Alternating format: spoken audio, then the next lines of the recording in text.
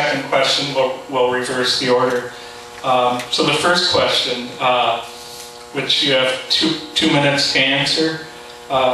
Recently, the Missouri legislature voted again to repeal campaign finance limits. What is your view on this issue? I don't think money and politics mix. I think any way we can keep money out of politics, that's a good thing. And let me give you a little bit of background about the issue that we're talking about. Right now, we've got pretty low contribution limits to statewide office. So for if you wanted to donate to my campaign, I'm not saying you should, I'm saying if you wanted to, you could write me a check for $325. The problem is that they've created a series of committees, party committees, that people can give money to, that can funnel money to candidates, and they can give up to 10 times the maximum. So it's very difficult to track where money is going.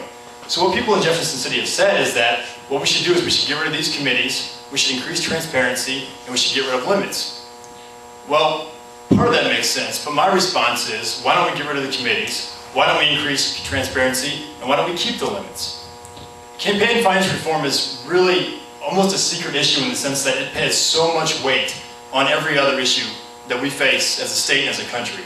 If people understood the power of campaign finance reform, there would be a much bigger outcry for public financing of campaigns or for other alternatives. It's going to be very difficult to achieve any sort of health insurance reform in this country until we can break the power of insurance companies. It's going to be very difficult to achieve energy reform until we can break the power of big oil.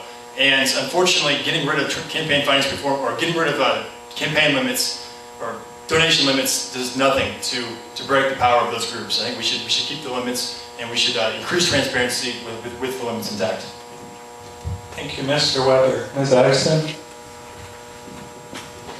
I agree 100% on the transparency issue. That is, I think, critical to helping people build their trust in their government and their elected officials. It should be obvious where candidate money is coming from.